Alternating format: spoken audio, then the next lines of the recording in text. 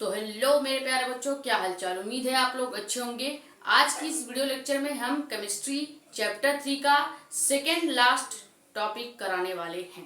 क्यों? क्योंकि इसके बाद एक और टॉपिक आपका बच जाता है जो कि है अर्हेनियस का समीकरण, और इसके बाद आपका चैप्टर 3 जो केमिस्ट्री का है वो कंप्लीट हो जाएगा। आज का जो हमारा टॉपिक है वो क्या है? अर्ध आयु काल। अर्ध आयु काल और प्रथम कोटि की जो अभिक्रिया का वेग स्थिरांक का व्यंजक है, इन दोनों टॉपिक से मिक्स करके आपका न्यूमेरिकल बनता है। जैसे कि पूछ लेगा कि प्रथम कोटि की अभिक्रिया के लिए अर्ध आयु काल का व्यंजक ज्ञात करें। अगर ऐसे पूछ लिया तो ये क्वेश्चन आपका 4 नंबर का हो जाएगा।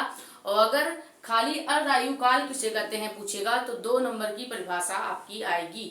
लेकिन अर्ध आयु काल की जो भी हम फॉर्मूला डेराइव कराएंगे और जो इसके व्यंजक का फॉर्मूला हम आपको कराएंगे, वो फॉर्मूले से न्यूमेरिकल बनते हैं। तो पहले आप क्या करेंगे कि जो प्रथम कोटि की अभिक्रिया का व्यंजक हमने कल वाली वीडियो में कराया है वो पहले जाके देख लेंगे प्लेलिस्ट से।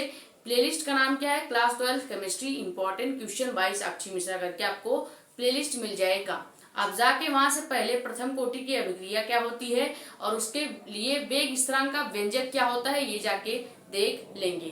तो वीडियो स्टार्ट करने से पहले आपको बता दें कि अगर आप चैनल पर नए हैं तो चैनल को सब्सक्राइब करके बेल आइकन को प्रेस कर देंगे ताकि और भी जो इम्पोर्टेंट टॉपिक हैं चैप्टर वाइज वो आपको मिलती रहे। ज्यादा वीडियो को कर देंगे शेयर ताकि और भी लोग जुड़ जाएं। अपने कमेंट या डाउट यहाँ पर, या हमने आज अपने कम्युनिटी पोस्ट पे टेलीग्राम का फोटो पोस्ट किया है और टेलीग्राम का लिंक भी डाला है, वहां से जाके आप ज्वाइन कर सकते हैं टेलीग्राम के लिंक से। टेलीग्राम चैनल जो कि क्या है जानकारी नीट की, आप वहां पे भी अपने डाउट पूछ सकते हैं या आप जो भी डिमांड रखना चाहें कि और ये लेक्चर्स लाएं वो हम ला सकते हैं। तो आज का जो टॉपिक है वो क्या है? अर्ध आयु काल। डिफिनीशन पे पहले हम फोकस नहीं करेंगे, पहले अर्ध आयु काल अपने ही लैंग्वेज में समझेंगे कि अर्ध आयु काल होता क्या है। मान लीजिए कोई आपका अभिक्रिया है ए जिससे प्रोडक्ट बी प्लस सी बन रहा है। अब ये अभिक्रिया 0 समय पर चलनी स्टार्ट होती है और इसको 100% क्या करना है? आपको कंप्लीट करना है। मान लीजिए पहले ये अभिक्रिया कितनी थी? 0% थी। 0% से 100% आपको ये अभिक्रिया कंप्लीट करनी है। अब इस अभिक्रिया को कंप्लीट करने में कुछ समय आपका टी लगेगा। ये जो 0 से अभिक्रिया स्टार्ट होगी जिसे 100% तक कंप्लीट करना है, इसे कंप्लीट करने में टी समय लगेगा। अब वह स्थिति जिसमें आपकी जो अभिक्रिया है वो क्या हो जाए? 50% कंप्लीट हो जाए, या कहेंगे कि वह समय जिसमें जो अभिक्रिया होती है वो आधी पूर्ण हो जाती है। यानी कि इसकी डिफिनीशन क्या हो जाएगी कि वह समय जितने समय में कोई रासायनिक अभिक्रिया, ये आपकी जो रासायनिक अभिक्रिया है यह क्या हो जाए? आधी, यानी कि 50% पूर्ण हो जाए। हमको तो अभिक्रिया 100% पूर्ण करनी होती है, लेकिन अगर यह अभिक्रिया 50% पूर्ण हो जाती है तो उस 50% जो पूर्ण हुआ है उसमें तो कुछ समय लगा होगा, यानी समय भी आधी लग चुकी होगी। तो जो आधा समय लगता है, टी हाफ जो समय लगता है, वही आपकी अर्धायुकाल कहलाती है। ठीक है, ये खाली समझने के लिए था। तो अर्धायुकाल की डिफिनीशन देख लेते हैं। पहला डिफिनीशन है कि वह समय जितने समय में, वह समय या टाइम जितने समय में कोई रासायनिक जो अभिक्रिया है, जो अभी हमने लिखा, आप ऐसे भी कोई रासायनिक अभिक्रिया लिख सकते हैं कि ए जिससे आपका प्रोडक्ट बी प्लस सी बन रहा है, जितने समय में कोई रासायनिक अभिक्रिया क्या हो जाए? आधी पूर्ण हो जाए। अब ये मत कहिएगा पूर्ण हो जाए, नहीं, आधी, यानी आधी ही पूर्ण होगी, यानी कि जो आपका समय होगा वो भी क्या होगा? आधा ही होगा। ठीक है, तो जब कोई रासायनिक अभिक्रिया क्या हो जाए? आधी पूर्ण हो जाए, उस समय को ही अर्ध आयु काल कहते हैं। सेकंड एक अभिक्रिया और होती है कि जो रासायनिक अभिक्रिया की अभिकारक की जो सांद्रता होगी, जो रासायनिक अभिक्रिया में अभिकारक की सांद्रता होगी वो प्राथमिक सांद्रता के भी आधी हो जाए, तो वह समय भी आपका क्या कहलाता है? अर्धायु काल कहलाता है। सेकंड डिफिनीशन क्या है कि वह समय जितने समय में अभिकारक की जो सांद्रता होती है, अभिकारक ए है और हमने कहा है कि किसी के ब्रैकेट अगर आप लगा दें, जैसे ए का ब्रैकेट यानी ए की सांद्रता, ठीक है, तो अभिकारक ए की सांद्रता के प्रारंभिक सांद्रता की आधी हो जाए, यानी पहले सांद्रता कितनी थी, ए थी। अब अगर प्रारंभिक सांद्रता टी समय बाद या आधे समय के बाद भी क्या हो जाएगी, आधी हो जाएगी, तो वही समय जो कहलाएगा, वही समय आपका अर्ध आयुकाल कहलाता है। अर्ध आयुकाल को कैसे डिनोट किया जाता है, तो अर्ध आयुकाल को टी हाफ से या हम T50 भी लिख सकते हैं, टी हाफ या T50 से दर्शाया जाता है। तो ये था आपका अर्धायुकाल की डिफिनीशन। लेकिन इसका एक फॉर्मूला भी होता है जो कि क्या होता है, टी हाफ यानी अर्धायुकाल, जो कि 0.693 अपान के बटे के होता है। तो ये जो आपका फॉर्मूला है, ये अर्ध आयुकाल जब कैलकुलेट करना होता है तो ये फॉर्मूला हम लगाते हैं। टी हाफ क्या है, अर्ध आयुकाल है, के आपका क्या होता है, इसके लिए वेग स्थिरांक होता है, और ये आपका तो वैल्यू है, ठीक है। तो ये आपका हो गया अर्ध आयुकाल क्या होती है, उसकी डिफिनीशन और उसका फॉर्मूला। यहाँ तक आप स्क्रीनशॉट कर लें। फिर अर्ध आयुकाल के लिए व्यंजक कैसे प्राप्त किया जाता है ये बताएंगे, और उसके लिए प्रथम कोटि का जो हमने वेग स्थिरांक का व्यंजक निकाला था वो वाला फॉर्मूला काम आने वाला है। तो इसीलिए हम कह रहे हैं कि प्रथम कोटि की अभिक्रिया से ही आपके अर्ध आयुकाल के लिए न्यूमेरिकल बनते हैं। क्योंकि देखो अर्धायुकाल ये पूछा जाता है कि प्रथम कोटि की अभिक्रिया के लिए अर्धायुकाल निकालें, तो इसीलिए अर्धायुकाल का जो फॉर्मूला है वो प्रथम कोटि की वेग स्थिरांक के फॉर्मूले से ही डिराइव होगा, ठीक है। तो यहाँ तक स्क्रीनशॉट कर लीजिए।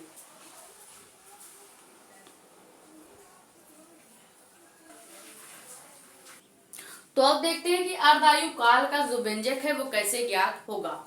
ये बहुत ही ज्यादा इंपॉर्टेंट है, क्योंकि इसका जो लास्ट फॉर्मूला आने वाला है, जो अर्धायुकाल का मेन व्यंजक का फॉर्मूला आने वाला है, उस फॉर्मूले से बहुत ज्यादा न्यूमेरिकल सॉल्व होते हैं। तो सबसे पहले अर्धायुकाल का जो व्यंजक है वो ज्ञात करने के लिए प्रथम कोटि की अभिक्रिया के वेग स्थिरांक का जो हमने व्यंजक बताया था वो लिखेंगे।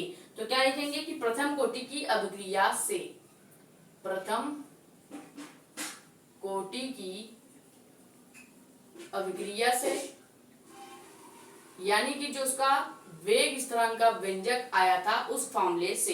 तो वो फॉर्मूला क्या था आपका, वो आया था आपका k equal to 2.303 upon t log base 10 और a upon a minus x. यहाँ पे जो a आपका है ये है प्रारंभिक सांद्रता, ये क्या है, प्रारंभिक सांद्रता होती है, और a माइनस एक्स जो है ये t समय बाद सांद्रता है, ठीक है।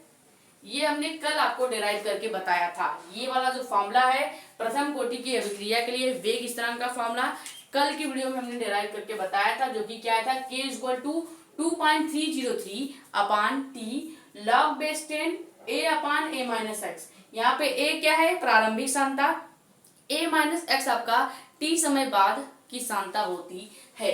अब अर्धायुकाल की स्थिति में क्या होती है, हमने कहा कि अर्धायुकाल की स्थिति में या वह समय है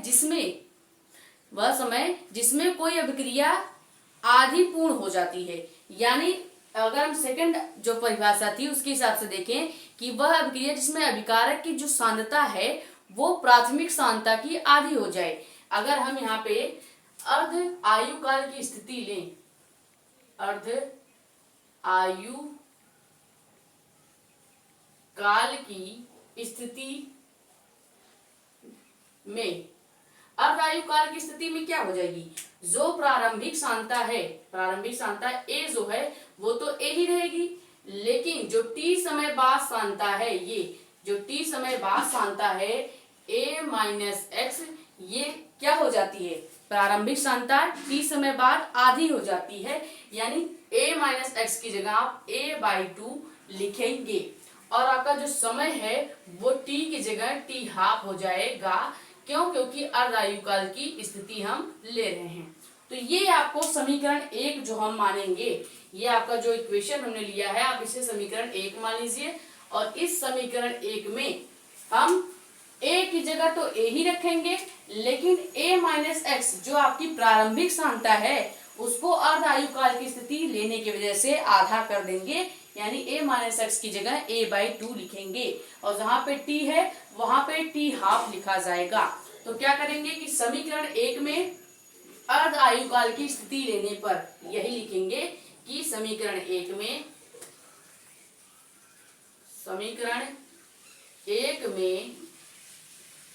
अर्ध आयु काल की स्थिति लेने पर अब अर्धायु काल की स्थिति हमने मान क्या रखा है कि हम ए की जगह ए ही लिखेंगे, यानी प्रारंभिक जो सांद्रता है जो सांद्रता है उसकी जगह ए ही लिखेंगे, लेकिन टी समय बाद जो प्रारंभिक सांद्रता होगी उसकी जगह हम a/2 लिख देंगे, टी की जगह हम टी हाफ लिख देंगे।